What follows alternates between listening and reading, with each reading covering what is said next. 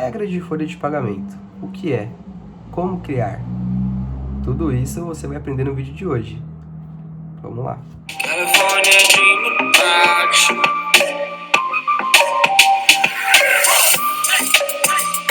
Quem fala é João Teles e hoje eu vou abordar um tema bastante peculiar dentro do SAP HCM, mais específico dentro do módulo de folha de pagamento.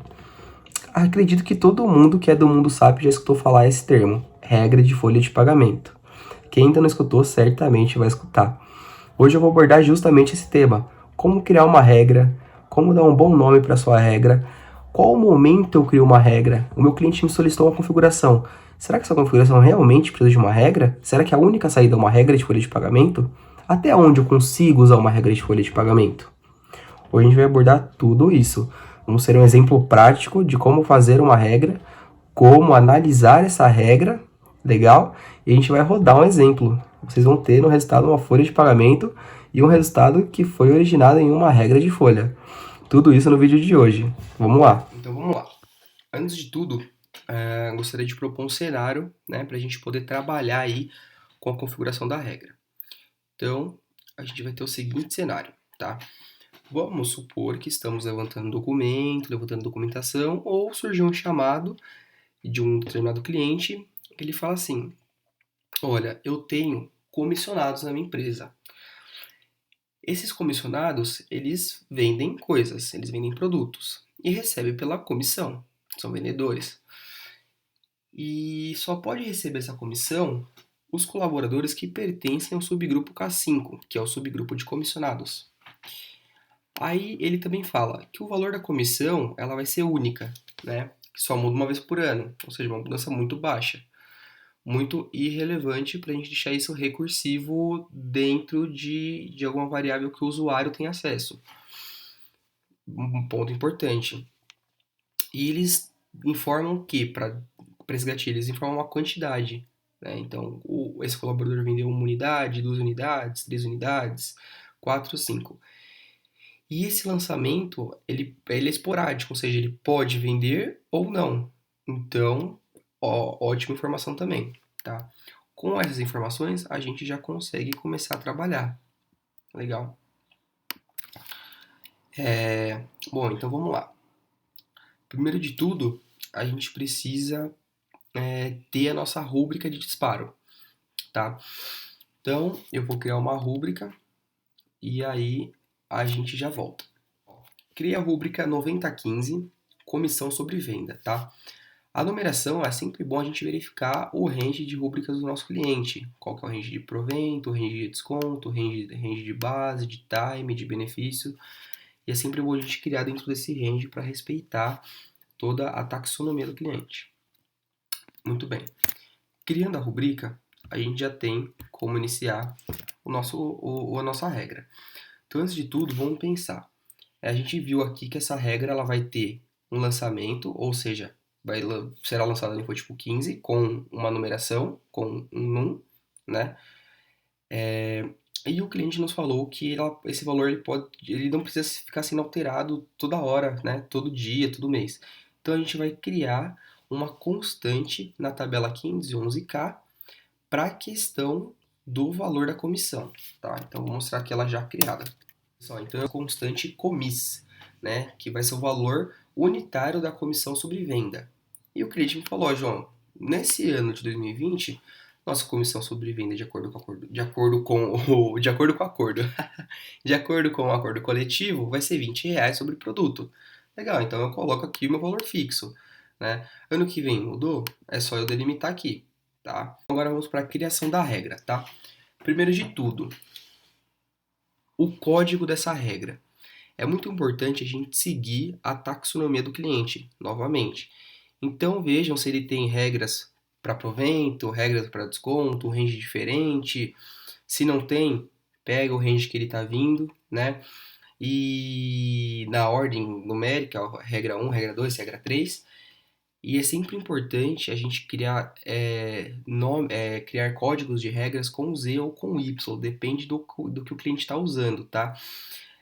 Por padrão, tudo que a gente cria no SAP, a gente cria com Z, se essa configuração ou esse item não for standard. Como existem regras standards da SAP, eu vou ter que criar com a nomenclatura Z ou Y, tá? Isso é uma boa prática de mercado, eu recomendo que todos utilizem essa recomendação, tá? Então, eu já olhei minha taxonomia do cliente, eu vou usar o código Y999.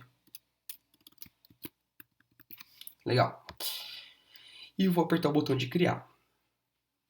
Enter. Aqui dentro eu tenho que dar um nome, tá? Como eu posso dar um bom nome para minha regra, tá? É sempre importante colocar o nome da regra, o que aquela configuração está fazendo, qual que é a intenção, o que aquela regra vai fazer. Então, no nosso caso, como é uma comissão de vendas, eu vou colocar aqui cálculo sobre comissão, tá? Cálculo sobre comissão. Temos aqui a classe do programa. Qual é a classe do programa? A classe do programa eu indico se um programa é de folha de pagamento ou de gerenciamento de tempos. No nosso caso é C, porque é folha de pagamento, tá? Aqui a gente tem o agrupamento Brasil, tá? Então, essas informações aqui são informações de data de criação, último modificador, tá? E quando e que horário ela foi criada. Vamos criá-la. Bom, pessoal, regra criada. Agora eu vou configurá-la no fonte e clico em modificar. Quando estiver nessa tela, primeiro, aqui eu vou explicar os botões que a gente tem. Aqui a gente tem o botão de modificação ou exibição, tá? Quando a gente vai querer alterar uma regra, a gente clica aqui, estamos visualizando, agora estamos editando. Esse botão de verificação, ele serve exatamente para isso. Caso você coloque algum comando errado, algo inconsistente, você pode sempre, ao final da sua regra, verificar se a regra ela é consistente. E o SAP vai te falar, ó, esse comando não é válido, você ultrapassou a quantidade de nós possíveis, e etc. Aqui você deleta o seu nó, que a gente vai criar. Aqui você cria um nó. Aqui eu posso modificar um nó que já existe. Aqui o botão de recortar, normal. Posso copiar para o buffer, que é a clipboard, que é eu dou aqui como se fosse um Ctrl C, e aqui o Ctrl V. Tá, pessoal? Esses outros comandos aqui a gente não vai usar nesse momento, então eu não vou focar neles, tá? Então vamos começar a nossa criação.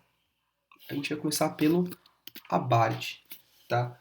O que é o abart? O abart, ele representa o grupo de empregados, tá? Porque ele já começa por aí, né? Que eu posso ter um horista, posso ter um mensalista, no caso de um horista e mensalista, o cálculo é diferente, né? O abart é muito utilizado também na questão de ausências, na questão de férias. Vocês vão sempre ver que as rúbricas de férias, elas vêm com o número 3, tá? Indicando a ausência e entre outras variáveis. Então, o abart, ele é o agrupamento de empregados, tá? Maravilha. Então, a gente criou o abart primeiro. Se é uma regra genérica, vocês podem sempre criar com o asterisco, tá? Eu gosto de fazer meu filtro por outras vias. Vou mostrar para vocês. Clico em cima do meu nó do abart e crio mais um nó, tá? Legal.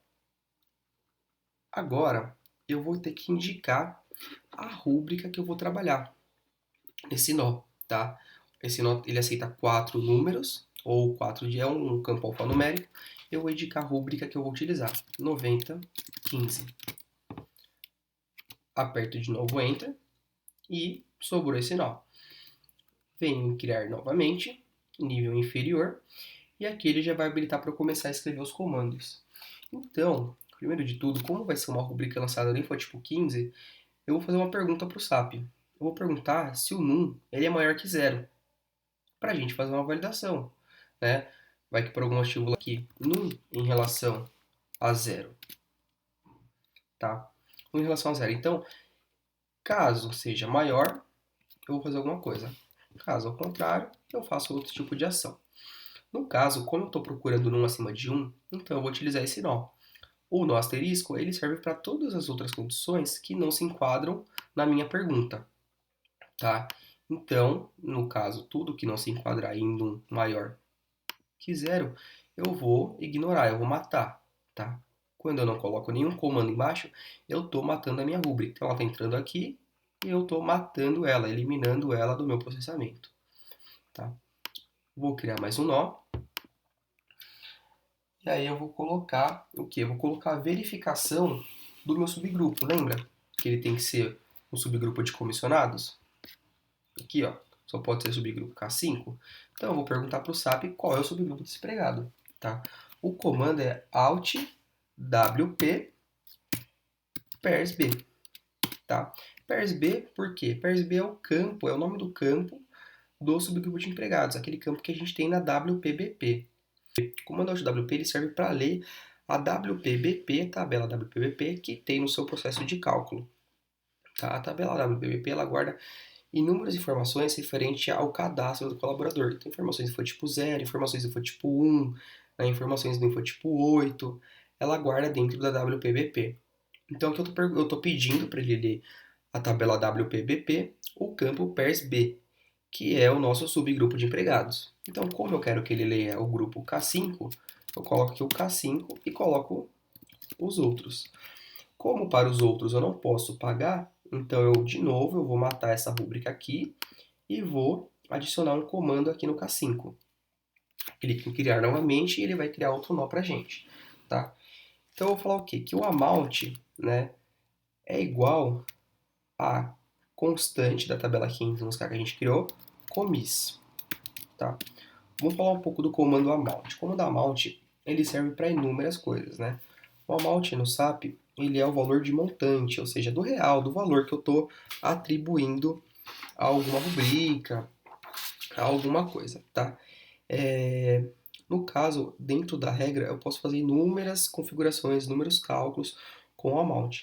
Nesse caso, estou dizendo que o amount dessa rubrica ele deve ser igual a constante comissionado. O que o K representa? O K eu estou fazendo referência à tabela 511K. Então eu estou dizendo, dentro da tabela 511K, procura para mim o comis e coloca o valor dele para o amount, tá?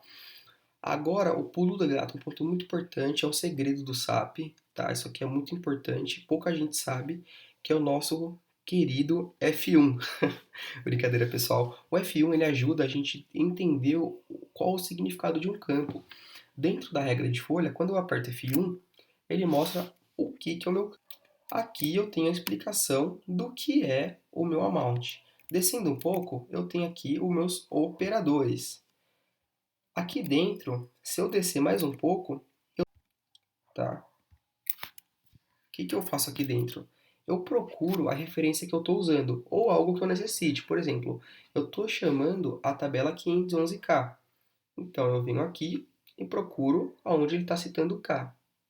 Por exemplo, segunda variante, campos de tabela. Clico aqui e procuro nessa parte onde está o K. Aqui, ó, constantes da tabela 511K. Tá?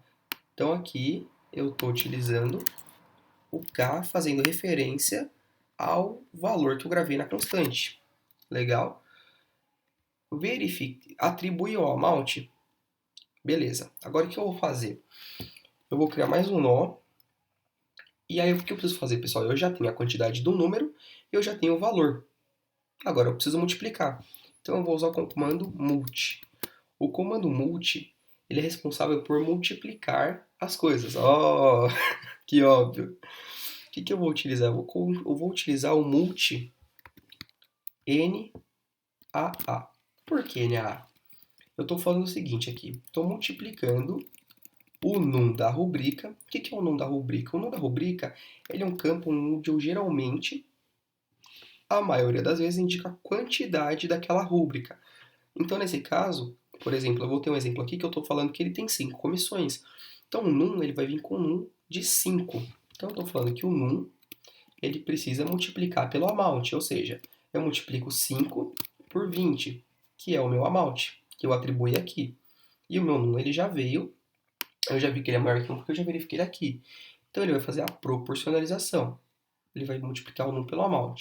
O terceiro operador, ele é o resultado. Então, obtive o cálculo, aonde eu vou descarregar ele? Posso descarregar no amount, posso descarregar no rate e posso descarregar no num. No caso, eu quero o amount, eu quero o valor de pagamento. Então eu vou colocar o N vezes o A, número vezes amount, para obter um resultado no amount. Então, multi N a A. Pessoal, o que eu vou fazer agora? Eu já acabei meu cálculo, já acabei minhas verificações, então eu posso pagar isso para o colaborador. Vou dar um add wt asterisco. O que o comando addwt ele faz? O comando addwt ele é responsável por adicionar o nosso resultado em algum lugar. Tá? Aonde? Eu posso adicionar uma tabela IT, que é a tabela de resultados, né? De resultados de processamento, minha internal table. Tá? Posso adicionar na minha CRT, que é minha tabela de resultados acumulados.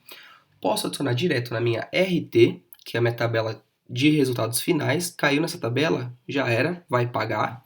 Tá? A não ser que eu tenha outro comando para tirar de lá. Mas também eu posso usar o F1 como meu aliado. Posso clicar no F1 e posso procurar o que o addwt faz. Tá? Aqui tem várias opções que ele pode fazer. De novo, o F1 nos ajudando. Tá legal? Bom, pessoal, a gente também tem o operador que eu não falei para vocês, rate, tá? O que é o rate? O rate, ou mais conhecido, né, mais usado, pelo salário vezes a hora, é um campo dentro da tabela IT, na nossa internal table, legal? Que na maioria dos casos serviria como um auxiliar para os cálculos, né? Ele funciona ali para auxiliar a gente durante o cálculo. Geralmente ele não aparece no Lerite, ele só serve para a gente fazer alguns cálculos dentro do SAP da regra. Bom, pessoal, agora vamos lá.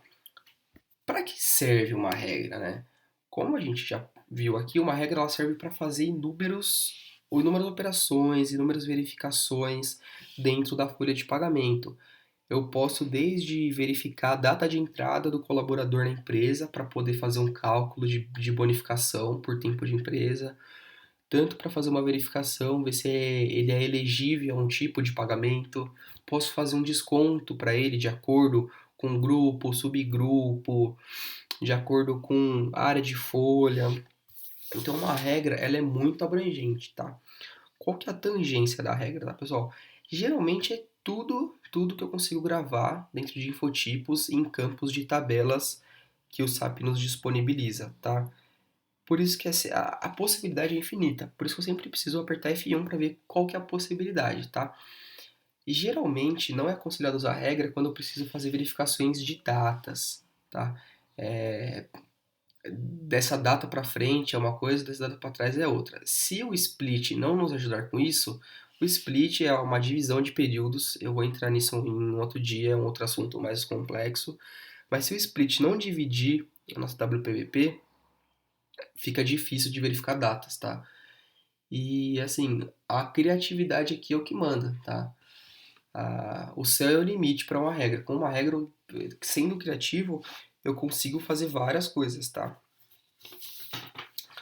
Bom, pessoal, agora de nada serviria uma regra só criada, eu preciso colocá-la dentro do esquema, tá? Vou salvar minha regra, vou colocar dentro do esquema e eu já volto. Bom, pessoal, adicionei a minha regra no esquema, tá? Eu vou fazer um vídeo futuramente para vocês sobre como identificar o esquema, aonde colocar a minha regra, qual esquema, qual o ponto do esquema, tá? Como isso não é o foco do vídeo, eu já coloquei dentro do esquema, tá? Para a gente poder calcular. Então, eu vou salvar também e vou calcular nossa folha. Já volto. Antes de calcular nossa folha, a gente precisa fazer o lançamento do nosso gatilho, né? Então, no input tipo 15, vou colocar a rubrica que a gente criou, tá? Ela já está adicionada aqui, então eu criei, tá? A rubrica 9015 com 10, ou seja, ele teve 10 vendas esse mês, no mês 3 de 2020, que é quando eu vou calcular. Vamos verificar o lerite. Aqui, nossa rubrica 9015, tá?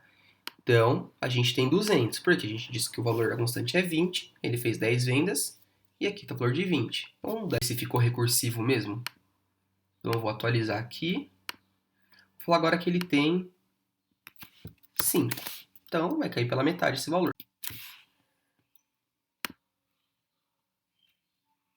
Olha aí que legal. Agora eu tenho R$100 porque ele fez 5 vendas no mês. Legal. Aqui dentro eu vejo meu processamento. Então, eu já sei que a rubrica que eu configurei para dar o start é a 9015.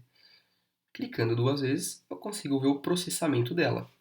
Então, aqui eu sei que ela entrou na BART qualquer um, olhou a rubrica 95, verificou se o número era maior que 1, maior que 0, ele era, verificou o grupo de empregados, que é o K5, fez nossa atribuição da constante, multiplicou o num pela constante, pelo amount que a gente atribuiu, e atribuiu ao amount e deu um AWT asterisco. Tá? Vamos verificar aqui a WPBP para ver se o subgrupo é o K5 mesmo. Tá? Então aqui a gente tem nosso WPBP. Aqui, ó, subgrupo de empregados K5. Tá? Se fosse outro subgrupo, ele não entraria no nosso cálculo. Pessoal, esse foi o vídeo de folha. Espero que vocês tenham gostado. O meu e-mail está na descrição do vídeo, ou em algum lugar aí, a descrição. Não sei onde eu vou postar esse vídeo, se vai ser só no LinkedIn, só no YouTube, provavelmente vai ser em todos os veículos. Caso vocês queiram vídeos específicos, me mandem e-mails, eu vou considerar em fazê-los, tá? Caso vocês tenham dúvidas de configuração, alguma dúvida, algo pontual, pode me mandar pergunta no inbox do LinkedIn ou me mandar um e-mail. Vai ser um prazer responder vocês, tá? E é isso aí, espero que tenham gostado. E até a próxima.